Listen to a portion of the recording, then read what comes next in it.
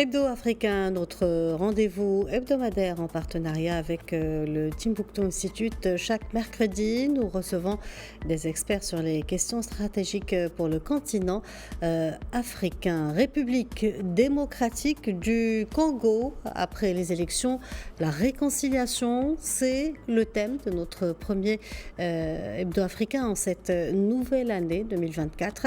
Et pour en parler, nous sommes en direct avec Dr Bakary Samb, directeur régional du Timbuktu Institute. Bonjour Dr Bakary Samb et merci d'être avec nous. Bonjour et merci de votre... Docteur Bakary Samb, le 20 décembre dernier, dans ce vaste pays d'Afrique centrale d'environ 100 millions d'habitants, plus de 40 millions d'électeurs étaient appelés aux urnes pour élire leur président, mais aussi leurs députés nationaux et provinciaux, et pour la première fois leurs conseillers locaux. La victoire du président Félix Tshisekedi vient d'être provisoirement annoncée. Mais est-ce que vraiment la fin du suspense dans ce pays qui a connu récemment de nombreuses crises politiques?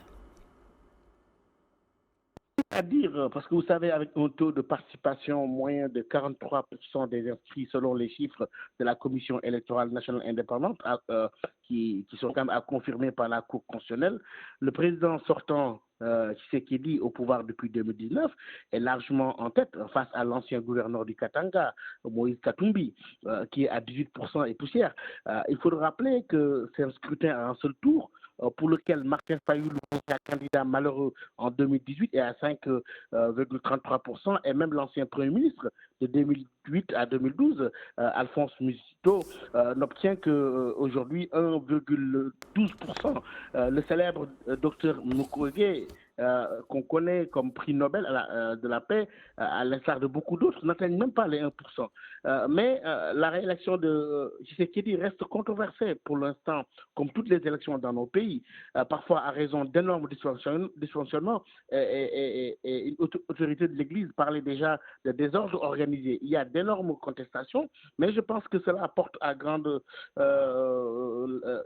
confusion aujourd'hui, mais n'aura pas de conséquences, car la communauté internationale et les pairs africains, dont les félicitations se succèdent, se contenteront certainement du minimum en raison de la situation de conflit déjà assez complexe dans ce pays. Très bien, mais docteur Bakary Samb, on sait aussi que l'autre grand enjeu en République démocratique du Congo est la question de la réconciliation nationale. Pensez-vous que le processus de réconciliation aura des chances d'être renforcé avec ce nouveau mandat du président Tshisekedi qui s'annonce malgré les contestations? Oui, il y a eu beaucoup d'efforts pour l'instant pour fructueux dans la quête d'une réconciliation nationale. À titre d'exemple, la commission Paix, Vérité, Justice et Réconciliation a été créée sur la base d'un édit à la suite des atrocités commises pendant le conflit Kumina-Sapou dans l'espace Kassai entre 2016 et 2017. L'objectif était de rétablir la vérité sur ces événements qui avaient occasionné des morts et destruction des biens dans plusieurs édifices de cette partie du pays. Et on se rappelle la poignée de main en mai 2012 entre Moïse Katumbi et Joseph Kabila à Lumumbashi, qui suscitait déjà beaucoup d'interrogations. Et je crois que le problème en République démocratique du Congo a toujours été que la vie politique est fortement guidée par des aspirations tribales, régionales des acteurs. Mais l'essentiel, je suis sûr, devra se jouer au Katanga, car la riche province du Katanga, qui avait temporairement fait sécession au lendemain des indépendances, a toujours vu ses ressortissants jouer un rôle majeur sur l'échiquier politique national. Mais les Katangais auraient tout de même voulu que l'initiative de réconciliation aille au-delà des individualités.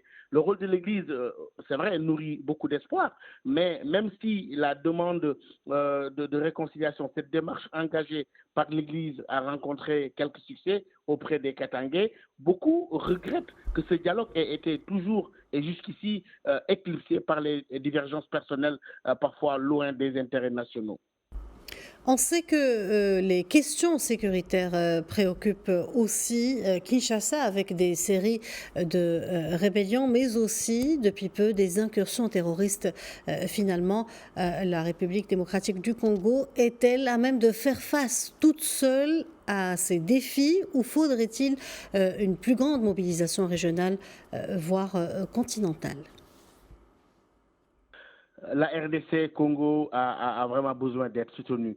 Concernant la mobilisation régionale ou continentale, elle s'impose suite à la demande du départ de la mission de l'ONU pour son incapacité constatée à assurer la sécurité après des décennies de présence, selon certains analystes.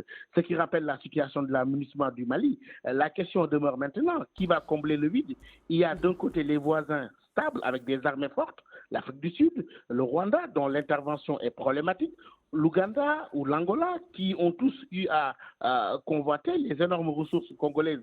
Le Rwanda est officiellement, vous le savez, accusé par la RDC d'ingérence dans les affaires congolaises par un soutien aux rebelles du M23, de pillage des ressources naturelles de la RDC. Du coup, il est probable que la SADC, la communauté économique régionale de développement, ou les États de la communauté de l'Afrique centrale puissent avoir une initiative de paix crédible et acceptable pour la RDC. Il sera donc difficile pour l'Union africaine, pour l'instant, de monter une opération, vu le principe de subsidiarité qui fait qu'elle s'appuie d'abord et qu'elle place son action sur les communautés économiques régionales, ce qui n'est pas encore véritablement entamé. Docteur Bakary Samb, merci pour toutes ces précisions. Merci d'avoir répondu à nos questions. Je rappelle que vous êtes directeur régional du Timbuktu Institute.